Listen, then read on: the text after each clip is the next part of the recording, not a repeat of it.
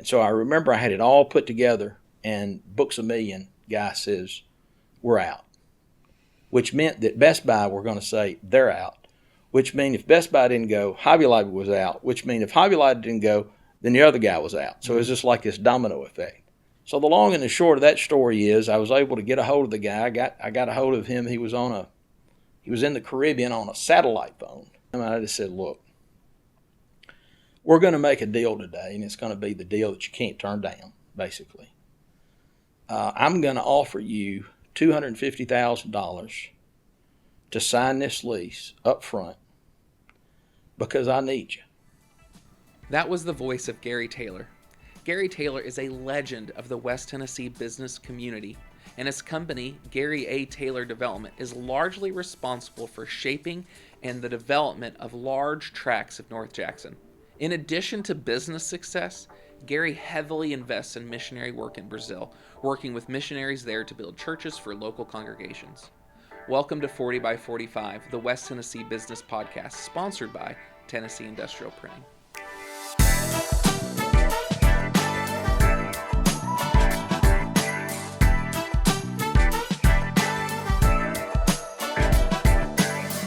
Gary, thank you for joining us on 40 by 45. Now, you're a developer, and not a website developer. You're a land developer. What is a developer? Being a developer basically means that you take a raw piece of ground, and then you kind of create the master plan for that particular piece of property. And then you build the roads, the streets, the infrastructure, form the lots, and then you kind of go out and either sell the property to like residential lots, or you then sell or lease back the land that you've developed to commercial tenants. That's a lot. We'll dig into more of that in a minute, but how did you get started, or when did you first get your taste of entrepreneurship? Well, that's interesting. I was sharing this with a friend of mine. We actually went to school together. We had breakfast the other day. And he reminded me of, I guess I was like in the 10th or 11th grade. I was selling donuts to students. There was a little convenience store that had like a donut shop inside of it. And I would go buy 2-day-old donuts for $0.10 a piece. And then I would sell them for $0.25 a piece. The second thing that I did, a guy by the name of David Page, he was at the school, Votech school. I think I was like in the 11th or 12th grade, and he and I started a business. Mr. Page was like he repaired TVs. And I wasn't a real good TV repairman, but I was strong enough to carry the TVs. And my dad had some connections with hotels because he's in the hotel business. So I contacted all the hotels, and we had like a little TV repair business. Okay. So I'd carry the TVs and take the backs off. David would fix them, put the little transistors and stuff inside of them, pull them out. I'd put the backs back on them, carry them back out to the car, and we'd load them back up and take them, put them back in the hotel. There you go. So that was a little bit. And then I also was like in high school, since I had my relationship with David, I was a disc jockey, spinning records. Okay. And so David would go and he'd be kind of the front guy. The Lions Club is right next door to Northside High School. That's where I went to school. And so I came up with this idea one day of, hey, I wonder if I could get David to kind of be the front guy to lease the Lions Club. So he did. He went out, I think it was like $100 or whatever. And so we made some flyers and sent them out to all the students. And after the football game, of course I played football, and after the football game, I'd come down and disc jockey, and a real good friend of mine named Bobby Stone. Bobby had all the records, and he had all the equipment, much like you've got set up here. And so he'd get everything set up while I was playing football. When I got through, then I was the disc jockey, and we charged $2 a piece. And we'd have, on occasion, $250 to $300 that we'd take in.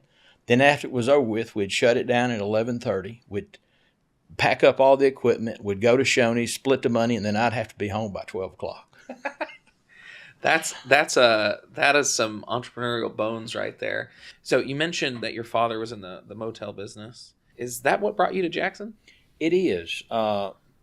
So just real quick about my father. My dad was he was the son of a sharecropper. My grandfather had a little 80-acre farm in Brinkley, Arkansas, and my dad, he and his brother started out behind a mule, and he really wanted to get off the farm. He just saw farming work was just kind of not. He liked it, but it was just hard work. He wanted to try to do something different. So he met a man in Memphis, and this guy really kind of like fell in love with my dad. He didn't really have a lot of family, and he had a couple of hotels, and he invited my dad to come and kind of work at the hotel. So he taught my dad the business, and of course my dad at the time didn't have any money, but he eventually sold my dad the hotel on credit, and that's kind of really how he got his start. So I can just remember as a young boy following my dad around carrying a toolbox because we fixed everything. We never did call the plumber or the electrician. I mean, he's like a Mr. Fix-It guy, so we're always fixing stuff.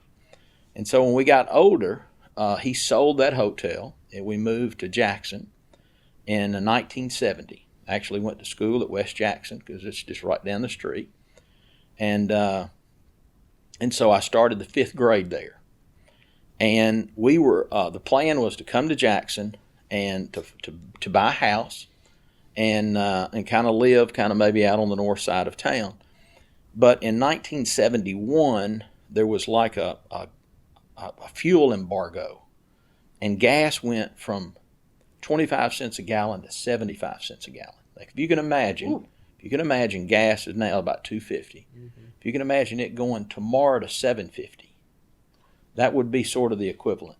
And so when that happened, people just stopped traveling. So the hotel business got pretty tough. Mm-hmm. And so we literally, Dad says, look, we're going to have to hunker down here. And so we literally lived in the hotel for 5 years.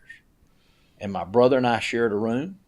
And we worked there at the hotel. We would sweep our side, keep things clean, fill up the Coke machines.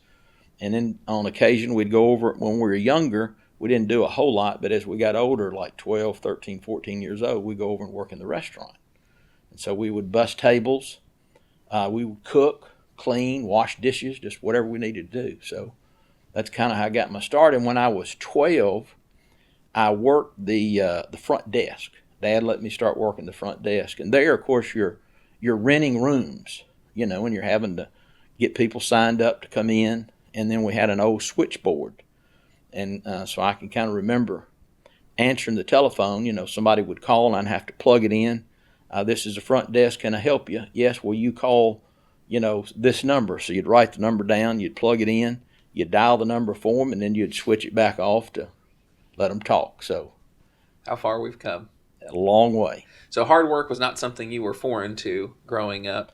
I'm assuming that translated into your football. You mentioned playing football. Yeah, I tell you, when I was young, I always loved sports. Even when we lived in Memphis, I was started playing baseball when I was 8, and loved playing baseball, loved playing basketball. Then moved to Jackson. I think when I was in the 5th grade, started playing flag tag football, and then we got a house out north, and I started playing. Went to Northside High School, junior high first, and played baseball, basketball, and football for Northside. So that was kind of my start of my sports career. And sports helped you into college? It did. I'd always had a dream of playing football for the University of Tennessee at Knoxville, and I didn't get a scholarship, but I was able to walk on, and they really treated me like a scholarship player. I was fortunate enough to be one of 4 or 5 guys at the time that were able to live there in the dorms at Gibbs Hall with all the scholarship players, and so it was really a neat experience. How did the rest of college go? Well, after that time, my first year, I came back, And my dad had this idea of, I want you and your brother to build a small house apiece. I'm going to take you guys to the bank. Y'all are going to sign a note. And we're going to buy 2 lots. We're going to build 2 houses. And then y'all have to make the decision if you're going to, A, keep the house or you're going to rent the house. And so I made the decision. Of course, that summer we were able to build the 2 houses. And I remember selling my house. I think I made like $21,000, which at that time in 1980 was the same amount that an engineer would make coming out of college. And I wanted to be an engineer. And so my thought was, I just need to skip school and I just need to go right into business. So that's what I did. Wow. And that, you seems like your father played an important role in what this whole career trajectory ended up being. Oh, no question. It was tough at times. I mean, it was, but what he taught my brother and I, and really I've got 2 brothers, I've got 2 sisters, but my brother and I were really the closest. He's 2 years younger, Tony. And he really kind of taught us there's no substitute for hard work, and the thing about it wasn't that he told us to do it. It's like he did it with us. He showed us how to do it, and that made a big difference. Haven Insurance Partners is a locally owned independent insurance agency. Haven takes your risks, whether personal, commercial, health, or life, and approaches many different insurance companies on your behalf. This allows them to find different coverages and price points for you. At Haven, they believe you deserve options, and they want to help you explore those. Visit haveninsurance.com to find better coverage today. You might not know that I started my educational journey at a community college after high school, which allowed me to have some time to make decisions for my future and save money on gen ed classes. Jackson State Community College provides that opportunity and many others for students in West Tennessee. Visit jscc.edu to see all of their educational and career building opportunities. Special thanks to our season sponsor, Tennessee Industrial Printing. So you've decided to quit school, and you're getting into construction. So how did you grow a construction business from one rental house or selling one house into, how did you get that started? So that's kind of interesting because keep in mind at the time I was 19. Mm. So basically I would take on any kind of job. If you needed your house painted, I'd paint it. If you needed, I remember the smallest job I ever took, I wallpapered this lady's bathroom for $100. That was my smallest job, and it took me all day long to wallpaper her bathroom. I'd never hung wallpaper before. I don't want to hang any more of it because it's not as easy as you think it is. But I can remember finishing that job and doing that, and I would I remember one winter, I'd enclose somebody's garage, they just say a lot of times in these houses. You'll enclose the garage and maybe put like a pool table or something like that in there, kind of like a family, kind of game room. And so I did this one guy's house, and then the next door neighbor says, "Hey, can you build me a screen porch?" So I went over there and built him a screen porch. Then the next guy, he come along, he said, "Can you put a roof on my house?" So I spent all winter in one little cul-de-sac. I think I did 4 or 5 houses there, and it gave me like 4 or 5 months of work. But that's kind of how I got started. And it sounds like you were filling a need for like a smaller end construction company, just someone people could call to get smaller projects done. Yes, but as time went on, then we, someone would call and say, "Hey, can you build us a house?" Mm-hmm. And so I built several houses. My first house that I built was over in East Jackson. And that was a really cool experience. Because, a lot of times we get this concept and idea that people in East Jackson is like, "Oh, I don't want to go over there." Well, I came back with a whole totally different perspective. And there was a lady across the street. I remember the second day that we were there digging the footings. She came over and introduced herself, and she said, I want to introduce myself, and just want you I had 2 guys working with me. I want you guys to know that on Thursday I want to fix y'all lunch. And I said, well, okay, that'll be fine. So we went over to her house, and she had made us a nice lunch. And I just fell in love with those people over there. And, what I came away from that, learning that perspective, you can't judge a book by the cover. Mm-hmm. And I just came back from that for a whole newfound respect for actually people that live in East Jackson. I think sometimes they get a bad rap. There's a lot of good folks that live there. Very warm-hearted individuals who, and I remember building the house for that couple. They had worked hard. This one guy, he had worked for the fire department, and they'd never owned a home before. And as a housewarming gift, I remember putting a ceiling fan in their dining room. And I can remember them walking in, turning that ceiling fan on, and the lady just began to cry because she'd never been in a house that had a ceiling fan. And so these were just experiences that were very valuable to me.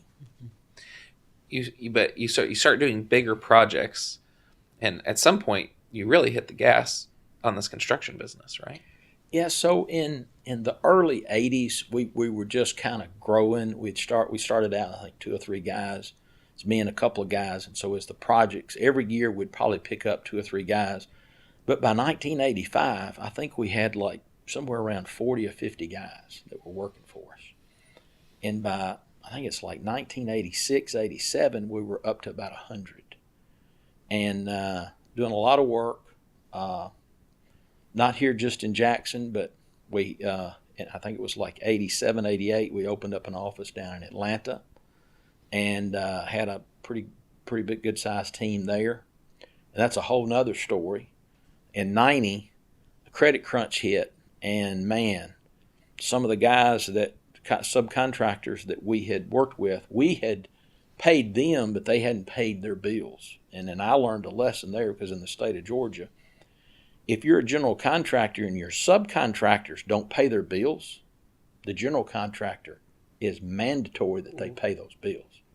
So after that happened, man, it was like we were almost financially wiped out. That was just a whole nother level. And so after that, we was able to kind of weather through that storm, worked out, kind of scaled back down a little bit. Mm-hmm. But in about 92, 93 is really when I started kind of doing more development, or some more development. Wasn't until 2000 that I got out of construction. And at that time, we were kind of doing some work for ourselves. But then Mike Gardner with MG Construction Company started doing a lot of the work at that time for us. How do you go from 3 guys building a house in East Jackson to 100 employees in an office in Atlanta? Like, what is it about it? How could you grow a construction company in that trajectory? Well, one of the things that we did was, I just believe and still believe in having good people. And so we would, we would have, in the 80s, in 1989 and 90 was really a difficult time financially for most people in construction. Mm-hmm. We were able to keep some good jobs going, so we were able to attract a lot of good people that didn't have a job. I remember in 1990 there was a guy by the name of Steve Burton. He came on our job wanting a job, and I remember I hired him for $6.50. Now the rest of the story is, Steve ended up being a contractor himself. He was doing several $1 million a year in his own business. But just being able to attract, and the other thing is, I really was an advocate for teaching and training them to start their own business.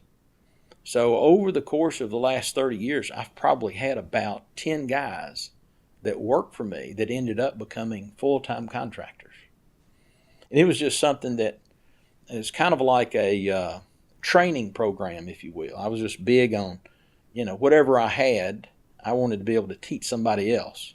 Because I was taught by my dad, and I was taught by some other guys. One of the guys that really taught me a tremendous amount, who was our vice president, was Mr. Dick Fisher. Now, Mr. Fisher's son now owns Fisher Construction. Mr. Fisher now's passed. But Mr. Fisher was he was a great man, and he taught me a whole lot about construction accounting and about how to how to manage projects and that sort of bigger projects, because he had worked for H&M Construction at one time, and just a really good. So I've had the privilege and opportunity to be around some good people and have good people working for me. Now, I've heard you mention failing forward. Is that about when you had the financial issues with the contractors? Yes, that was a time that, as a matter of fact, every year I do a little conference on this for the Leadership Jackson Chamber program, and that's kind of the thesis of my talk. Is we're going to face challenges in our life, and it's really not so much as to if you're going to face them. The reality is you're going to face them. But the bigger picture is how are you going to approach those? And so I've always been, there's a acronym PMA, positive mental attitude. I mean, I had this in high school. I remember playing football. I'd always tell our guys, hey, PMA, positive, we got to look at this positive. And so I never did have this negative thing that I was going to fail.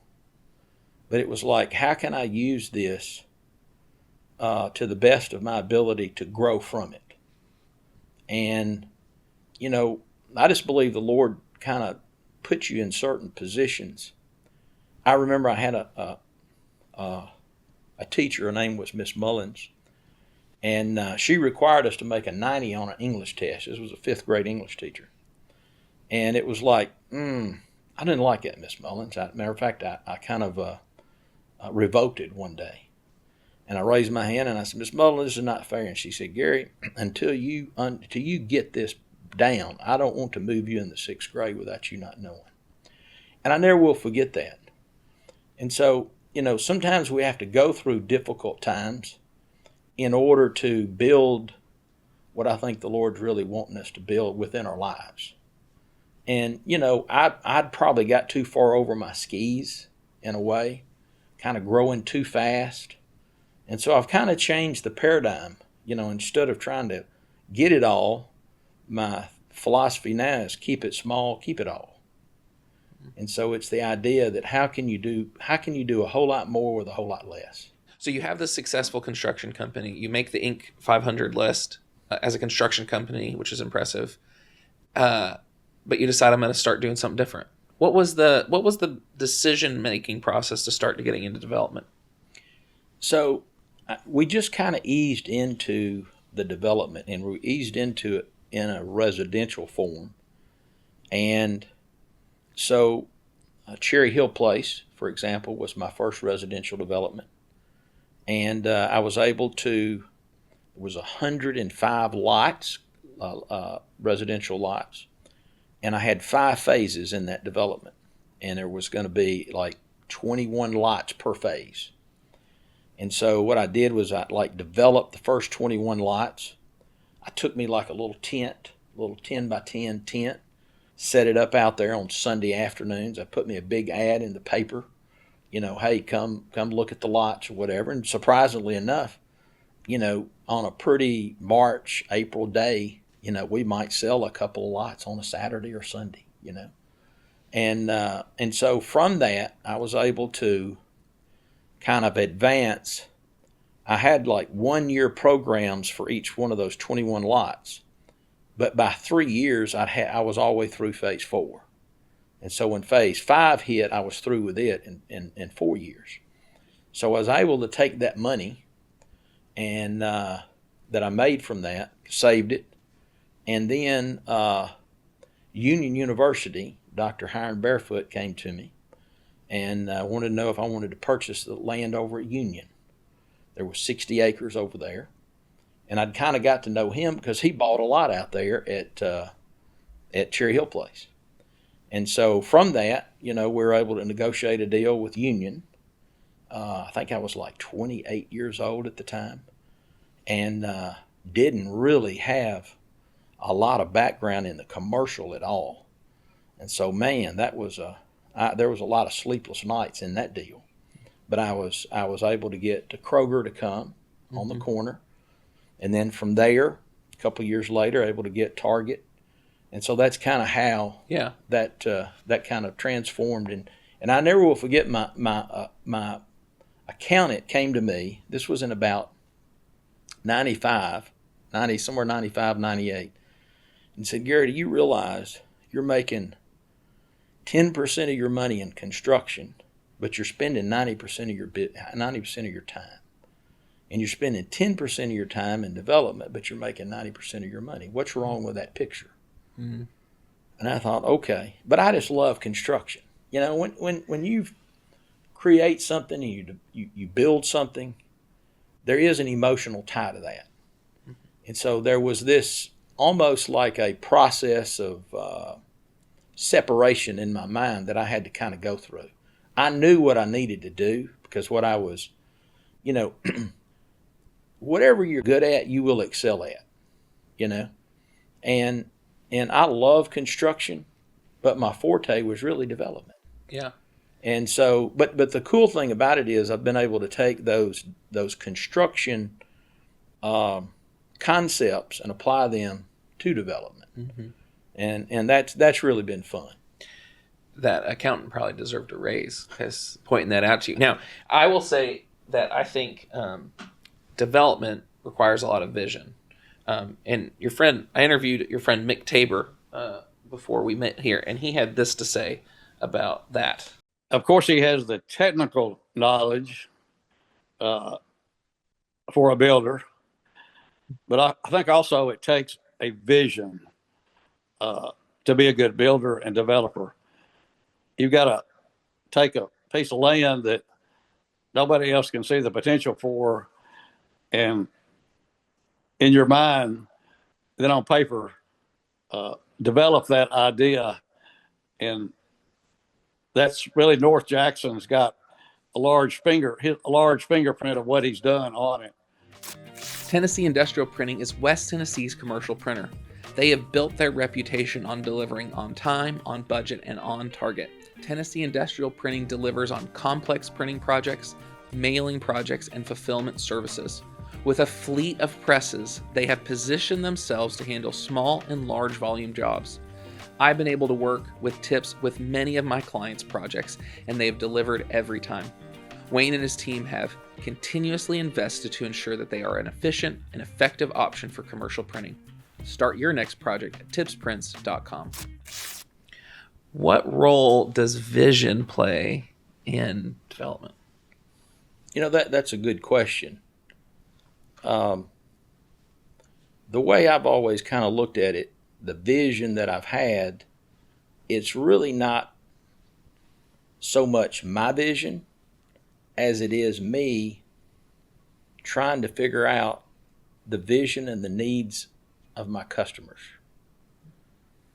Because what I've learned is that while I may have a vision for something, I don't know that there's anything that I've ever done that my personal vision worked. I've always had to have a paradigm shift to, let's just say, for example, you might be Kroger. Surprisingly or not, a developer will never tell Kroger where they need to be. Okay. Yeah, it makes sense. Kroger's going to tell me where they want to be, right?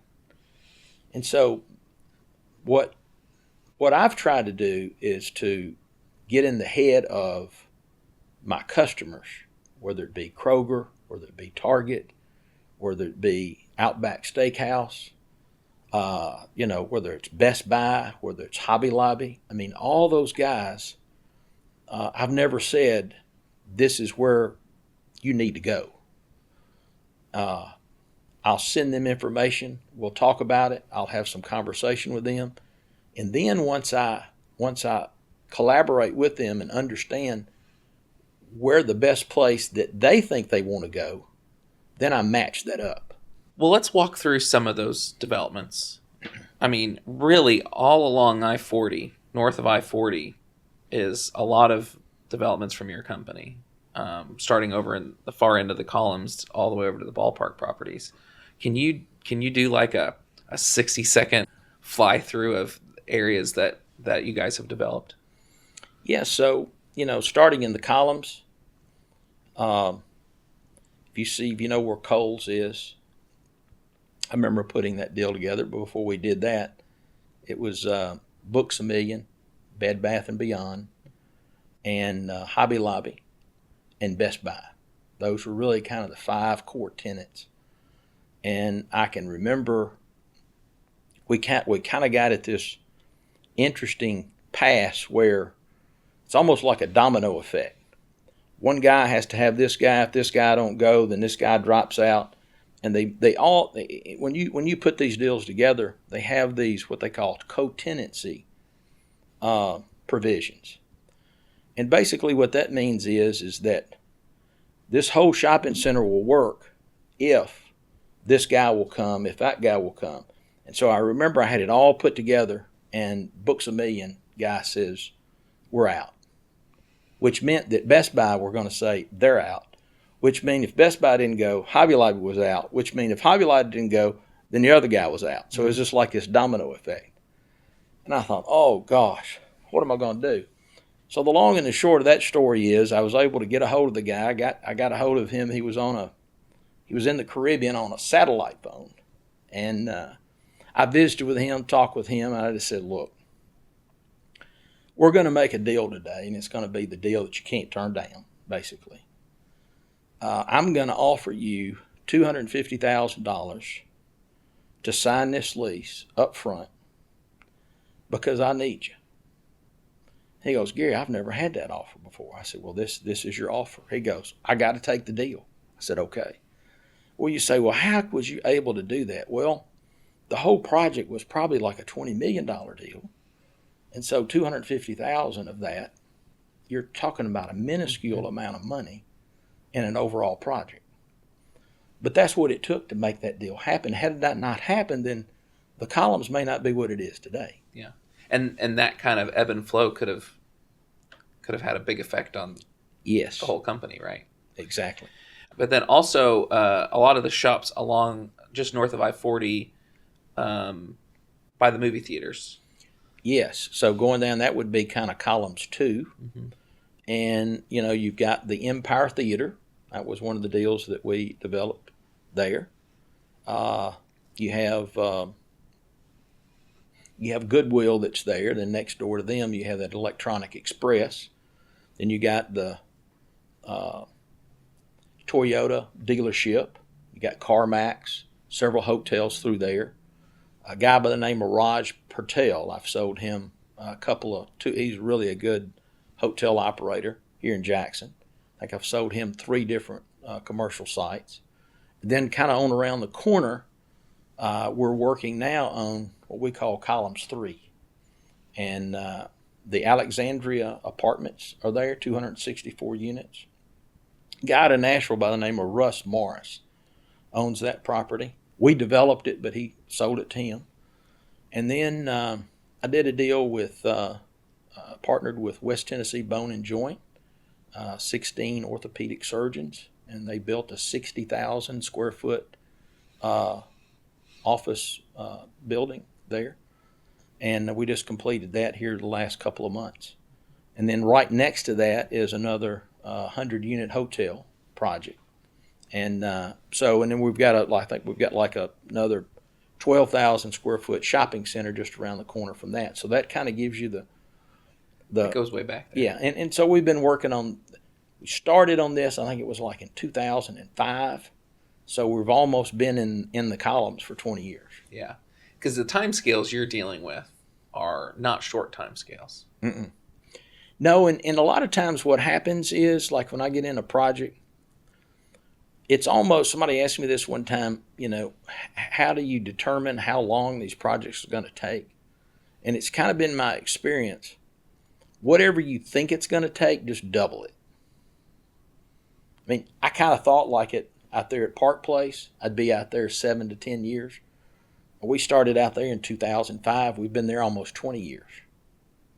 Across the street, I bought that property, the Lynn Haynes property at exit, 85. Mm-hmm. And there was 80 acres in there. And I thought, boy, I can get in here and develop that in 15 years. I bought that in 1998 and gosh, what is that? That's something like 25, 26 years. And I'm just about halfway through that. So these things take longer than what you anticipate. What role does risk play in this? Because I feel like it's a fairly risky proposition to buy 85 acres where there's nobody else at yet. How does that work out in your brain? It's very risky. It's probably not, for those who are getting started, it's probably not the best plan, because you have a lot of costs. You have a lot of carrying costs. You got a lot of taxes and insurance, and I mean, you got carrying costs that are in these projects. But my theory has always been to kind of be like you have to almost like build a moat, and you got to have the good pieces of the property. And if you've got the good pieces of the property, then you can kind of put the puzzle together. If you don't have control of that property, then it's going to be very difficult to put the pieces of the puzzle together. And one of the things is I've just always been big on Jackson. I mean, somebody says, well, why don't you, go to other communities? And I probably need to do that. But I've just always loved Jackson. And I like just making the investment here in our community. And we enjoy just doing things a little different, being hands-on. And then the other part of it is just creating new jobs. We did a study one time that, as if Jackson's not creating like net new jobs, then really Jackson's not growing. And so our goal is just to kind of keep Jackson growing. Yeah. When we think about being successful in development, you talk about owning the moat. Here's what your friend Mick had to say about being successful in development. That there have been developments that seem to be stalled and not going anywhere.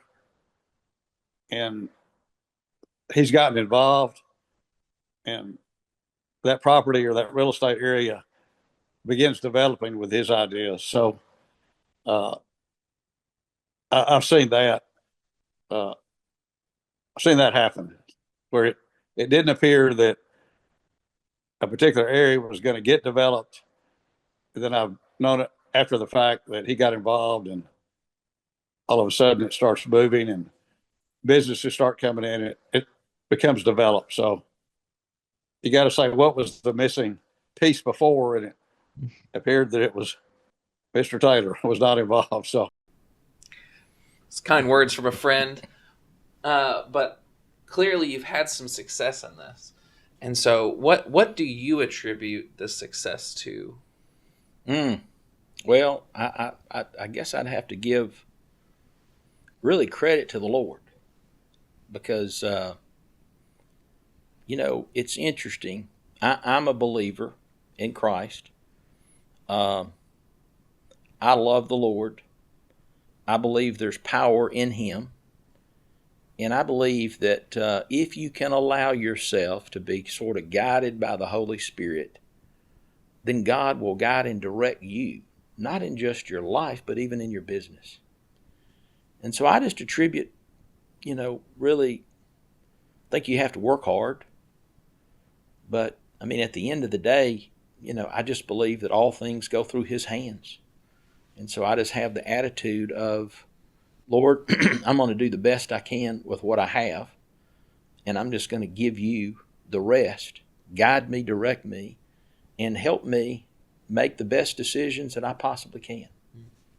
There are ups and downs in development. Oh, yes. What is because from an outsider's perspective, like the developers, it seems like everything goes well because we only see when things develop.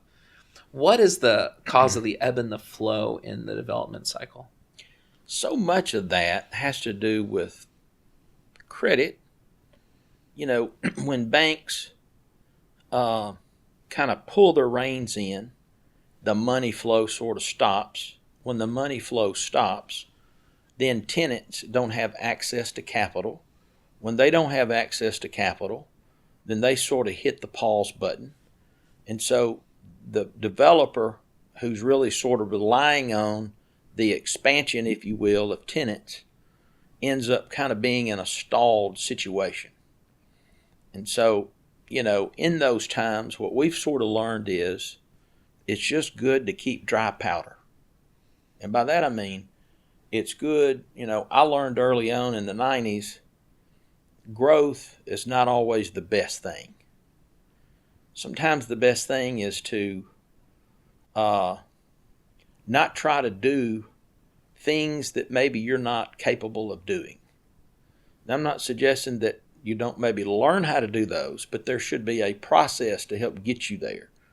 And sometimes it taking longer for you to get there is better than you trying to take a straight aim at that when you really don't have the skill set to do what you've really been called to do. Do developers buy to hold or buy to sell? There's two kind of developers. And we do both of these. There are the kind of merchant builders who build, they develop, they'll take and flip it, they'll sell it. And then there's the guys that build and hold. And more than not, early on in a developer's career, for you to get capital, a lot of times you have to build and sell. And so we're kind of in the build and hold mode now. Not suggesting that we don't sell things, because we'll sell some pieces off here and there. It's kind of like a stock portfolio. Maybe with some sectors not doing as good, or we kind of look out there in a certain sector and say, hey, it's kind of like the retail sector. We don't really see, a whole lot of growth in the retail industry right now, for example, for the reason that Amazon has really made a global expansion, and from that, a lot of the tenants are struggling. And so, we like to kind of cherry pick those, and then even with our small tenants, we'll try to, in a way, kind of partner with them. If they need some help, we'll sit down and try to help them work through some things financially, because our goal is for our tenants to be successful. Now, on a personal level, I remember one of the first times I heard your name in Jackson was when I was starting in the business community. I heard about this Thursday morning Bible study. So you've been doing a publicly open Thursday morning Bible study for a really long time. Can you tell me a little bit about that and why? So that started from Maximum Man Conference in 1999. A group of guys came to me and said, hey, would you help co-chair the event that's going to occur in 2000. This was in the February of 2000. And I said, I don't know, man. I'm busy. I just don't have enough time. And I finally said yes. So what we did was, in front of that event, about 6 months, because it takes a lot to get one of these. It's a men's event. We wanted guys like Tony Evans, some other big name national speakers to come. And so we would sort of plan that out over time. And we were meeting at the Old Country Store. And we had a room in there. It's probably 15, 20, 30 guys at times that would come. And every Thursday I'd kind of do like a little devotional thing, and then we'd talk about the planning stuff. And so after that, in 2000, of course, Tony came, and man, we had a great conference. We held it at Inglewood. It was packed out. A lot of support from all over the community. And the guys said then, hey, can we keep this going? And I said, man, look, I'm sorry, I just don't have time to do it. So in 2002, we did another one. Same thing kind of happened. After that, the guy says, hey, will you keep this going? Man, I hadn't got time. And it was kind of interesting because the third time, I think it was in 2004 or 5, we had the third one. And it was almost like, I don't know, this is going to kind of sound a little weird, but it's almost like the Lord speaking to me and saying, Gary, you need to do this. And I'm thinking I'm having this talk to myself, and I'm going, I can't do that. I don't have the materials. And it was like, Gary, all you have to be is one lesson ahead of everybody else. So it's like, okay, if I just have to be one lesson, then I don't have to. In my mind, I thought I had to have this full-born criteria that was already put together that was maybe out for a year. And I realized I didn't have to do that. And so we just started with, and I think since that we started in 2005, it's been like 20 years. We've probably been through, I think, 9 or 10 different books of the Bible. and we just take a verse at a time, and it's kind of I call it like an expository style deal where we may take 2 or 3 verses, talk about it, look about what is it really saying in the Greek, how do you apply this, and how do you apply it to our lives, that kind of thing. ATA is a leading advisory and tax accounting firm. From tax planning and client accounting services to advisory and assurance, ATA has got you covered. With locations in Jackson, Dyersburg, Union City, Milan, Paris, Memphis, and Henderson, and more outside of West Tennessee, they have an expert nearby to support you.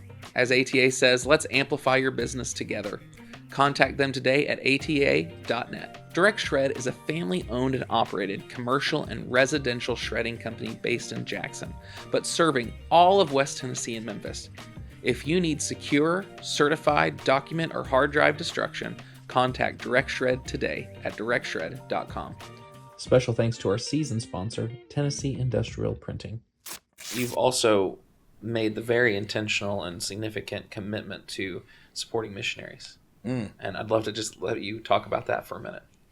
So I took my first mission trip in 1988 with my pastor, Dr. Jett, and he recently passed last year. One of my dearest friends, and I spent a lot of time in Brazil over the years, and my heart was just won over for the people of Brazil. And gosh, that's been over 35 years ago, and the Lord's let me make over 100 trips there to Brazil, and I've had the opportunity to train about 20 guys to build churches, and these 20 guys we've developed and built probably 500 churches all over the nation of Brazil. And we have a nonprofit organization called Pioneer Missions Global, and we deal with a lot of different churches all over the country, and we'll usually do anywhere between 15 and 20 volunteer mission trips every year. Now, I have a little corner of the world called Porto Seguro, Brazil, that I've been going to for the last 15 years, and my wife and I, and a lot of times my family, will go, and we'll go for anywhere from a couple of weeks to a month during the summertime. And our goal is to help churches grow, advance, and in addition to that, we teach them the principles of how to take the skills, the folks that have really good skill set, the best of the best in their church, train them and send them out to do to expand their church. And so we've been doing that there in Porto Seguro for about 15 years.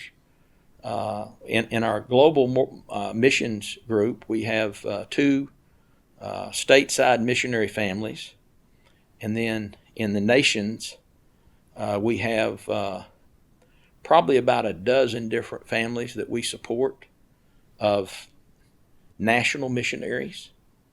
And I know we have a guy in Eduardo and Roseanne Soares that are our missionaries in Porto Seguro, and they're really near and dear to our hearts. And so full time they're working with pastors and getting prepared we'll take a couple of teams down this year to do some projects in Brazil. So really, that's hitting on your time, your talent, and your treasures. Like all 3 of those things are things that you're contributing to this. There could be other business leaders, business owners listening to this, me, as people think about giving back or keeping the main thing, what would your encouragement be? I mean, you can just talk to me. What would your encouragement be to me as I continue to grow a business? How should I prioritize that kind of stuff? I would just suggest first, I kind of believe that everybody God gives certain talents to, and regardless of kind of the financial structure of those talents, some people God gives talents to make money. Some people, God gives talents to do certain things. And I just believe that God gives a talent to every individual. And I look at it kind of like a team, like a football or baseball team. And everybody can't be the quarterback. Everybody can't be the pastor. And I see myself as just a businessman that sold out for the Lord, basically. And so what I want to do is be able to say, okay, Lord, I want to take what you've blessed me with, and I want to make an investment first in my community, second, stateside, and then third, around the world. And that's really kind of what Matthew 28:19 is all about. And so in order to do that, for me, it's just good for me to pull away from the hustle and bustle of my everyday life and get in a third world. And some people say, well, it's not a third world country, and I get it, but they operate like a third world country. A lot of poverty, and for me just to see that, witness that, be in it, rub elbows, work with those individuals, it's a humbling experience for me. Some people may not need that. I need that. I need that in my life. I need to, because what happens is when you see, you come to the realization that you can do with a whole lot less than what you think you can. And then what you realize is that, when God's blessed you with something, can you be a blessing to somebody else? And that's really, to me, that's the key. And as an individual and an entrepreneur and growing your business, I would just say to have a little talk with the Lord and just ask Him, Lord, how could you best use me? And, the Lord has a lot of different avenues for all of us. And all the avenues aren't the same. They're different. And I believe that, it's kind of like the lady that, maybe she might be a widow. It may be like the lady that in a way ministered to me in East Jackson when I was 19 years old building those houses. She came over there and just opened the door for me to say, hey, will you have lunch with me? Well, that had an impact on me. And all that cost her was a lunch. And I'm just saying, I don't know that I could pay and get that experience. I don't think money can buy that, if that's what I'm trying to say. And so I would just challenge those that are out there, if you've never been on a mission trip, just try to challenge yourself to go on one. It will make you feel uncomfortable, but I think sometimes God can do His greatest work when we're the most uncomfortable. Let's transition back into business. Lightning round. There might even be like a sound effect here. Thunder noise or something, Eric. All right. 3 business books that you would recommend and why? So let me share with you. I haven't read a business book in probably about 6 years. Okay. But I'll tell you what I do. I have 3 or 4 podcasts. Okay. I've moved away from reading, and I've moved more toward YouTube podcast material. Okay. The All In podcast, Chamoff, David Sachs, those guys, all of those are kind of like tech guys. Mm-hmm. I'm not a tech guy, but I always wanted to kind of learn more about tech and about investing in some tech. And so I'll spend a couple hours a week listening to their podcast. Another guy I really, and I've read his book. I said I don't read much, but I did read his book, his 12 Steps, Jordan Peterson. Now, the Lord's really doing something cool in his life. I would call him sort of a former agnostic, and God is really using him, and I think bringing him around. And I've noticed that here last year he did a couple of series on Exodus and Genesis. And so I like listening to his stuff. On a spiritual level, I really like Tony Evans' stuff. He's big on the kingdom work. And he'll send me a couple of books every once in a while, but I really enjoy listening to him. And then I also, I like just some random things. I love a lot of different business like the CNBC Squawk Box deal, I'll pick out probably 45 minutes a day of just very interesting, it's almost like interviews that they're doing, because that helps me kind of keep up. So I will spend close to 4 hours a day listening and do some reading. But what I'll do is the cool thing is I can stop it. And I have this chat GPT app. And if you get the one, and I know everybody's kind of a little cheap, but pay the $20 for the advanced model, and it's really good. Now, they got another model. I've tried it. I'm not smart enough to work it. I got to get Paul to show me how to do this. They got another one that's like $200 a month. So I had it for a few days. I couldn't operate it, so I jumped off of it, and now I'm back on the. But like if there's something that I don't know about, I'll write the word down and I'll put it in ChatGPT and pull it up, and then I'll study that, and then I'll take a notebook and I'll write it down. And then it kind of helps me understand more about things that I really don't understand. I'm a very curious person. Yeah, absolutely. And I love learning. And I had a guy tell me one time, Gary, learning is a lifelong process. And I tell you, the guy that really showed me that was Dr. Jett. He was always reading, and he'd give guys books. And I try to do the same thing. Yeah, that's awesome. Thank you for those recommendations. When are you having the most fun in business? You know, I enjoy, so if I could look at like 3 buckets, there's the planning bucket, which is, again, taking a raw piece of property and thinking through that property. I love that. Second aspect to that is kind of putting it together with regard to the plans and the specifications, but all that has a cost to it. And you know, there's more plans sitting in the corner of people's offices than has ever been built. And so we try really hard for no plans to be sitting in the corner. If we're going to do a deal, let's make sure we're tied into it. Let's make sure we can get it financed. Let's make sure we can get it done. That way we're not wasting a lot of time. So that's kind of the second piece. And the third piece that's really fun for me is the getting it financed and putting it together, putting the deal together. Now I've been in construction so long, it's not, once I get that piece done, to be honest with you, then it's kind of like that's the fun's over for me. The building it, in my opinion, then we've just got really good contractors. Paul serves kind of as our coordinator over all construction, and I just kind of hand these things off to them, and then I'm going on to the next deal. So I'd say it's kind of like 3 buckets there. Mm-hmm. You know, that makes sense. I can appreciate that. If you had to start over again tomorrow, would you do development and construction again, or would you do something different? No, you know, there's a few things that I may do a little different, but you know, here's the thing.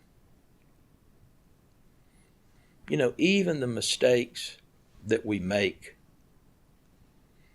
I believe God takes those because He can take a lemon and make lemonade. And while there would be some things that I may do different, I don't know that I'd change anything. Because now I can tell you there were some very, very difficult times of, you know, when you're basically broke, you don't have any money and you don't have any capital, and you're having to call people and tell them, hey, you know, I can't pay you this month, but look, here's my plan, here's what I'm going to do. I'm going to try to get, you know. And what I'm saying is those are very humbling times. But I don't know that I'd change that, because those are times that really brought me closer to the Lord, because I couldn't depend on me. I had to depend on Him. What's the best advice that you've ever gotten? You know, it's a good question. I think, you know, there's I guess I kind of look at life kind of like a 3-legged stool. And It's like physical, it's like emotional, and then spiritual. And if any of the three legs that are on that stool aren't in where they kind of need to be, the stool probably is not going to sit right.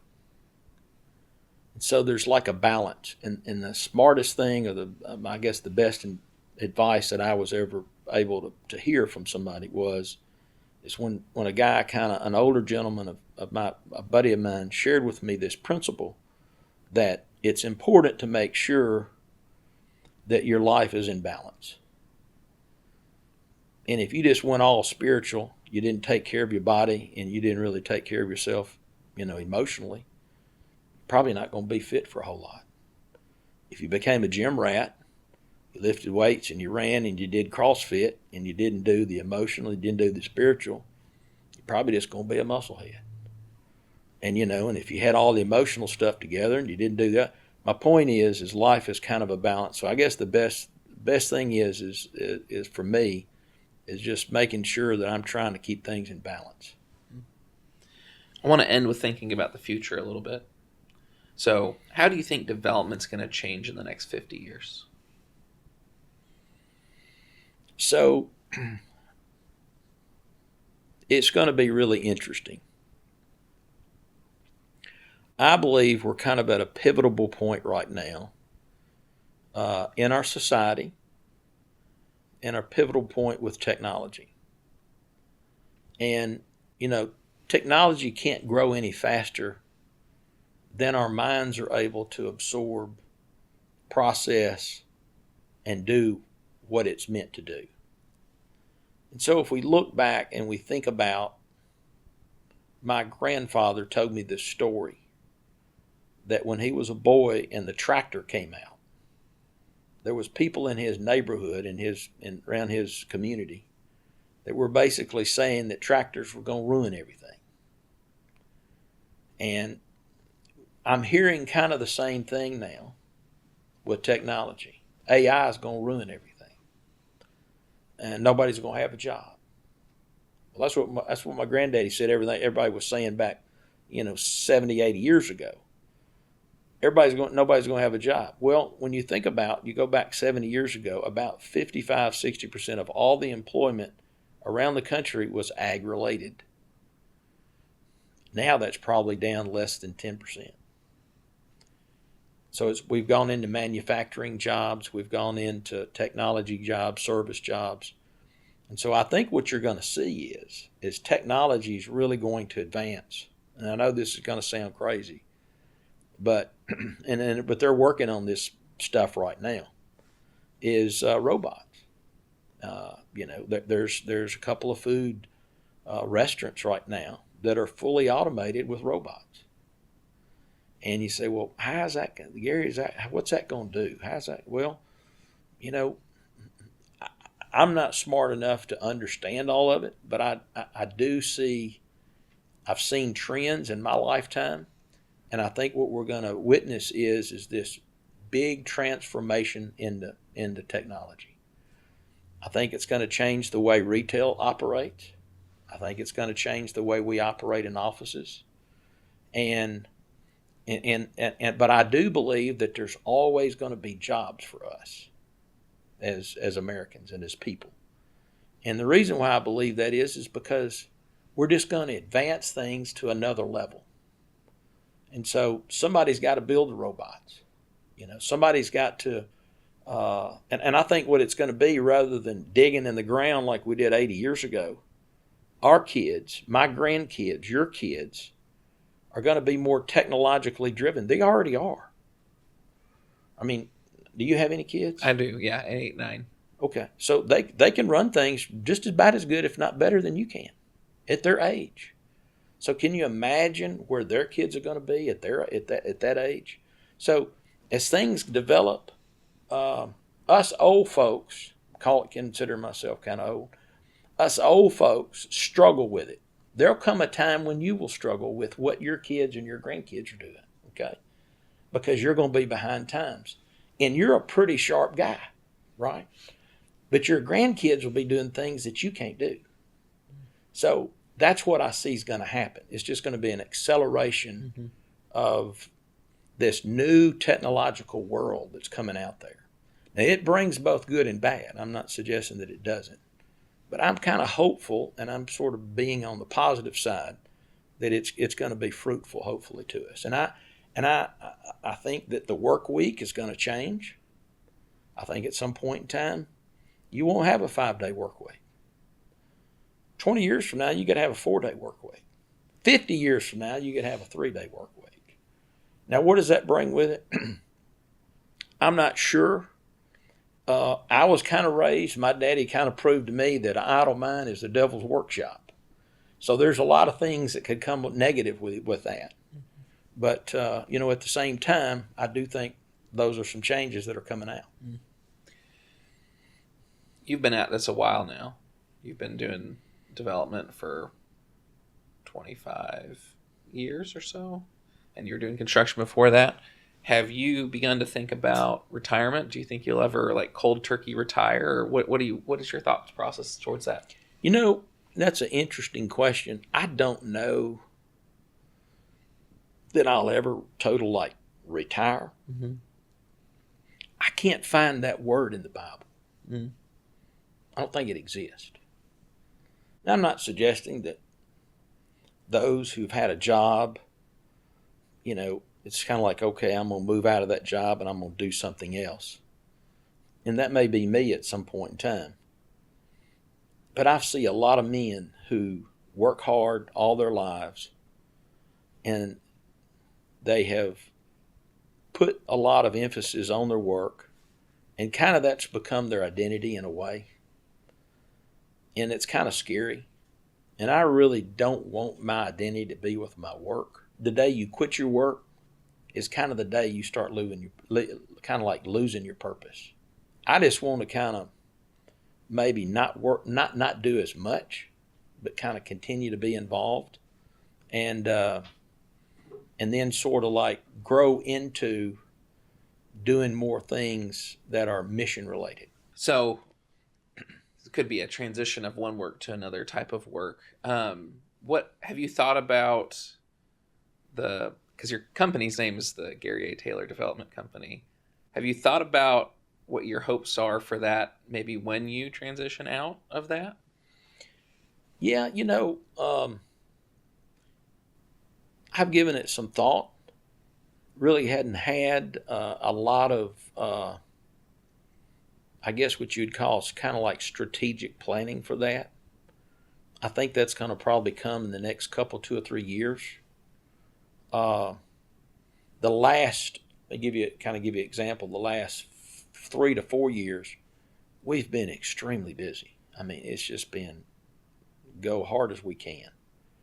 And right now, we're kind of in a good position to maybe start doing some of that, to kind of be thinking down the road, how's this going to kind of shake out, and I'm sure those conversations will be had, and we'll just kind of lean in and ask the Lord to give us guidance and direction, and I'm sure He will.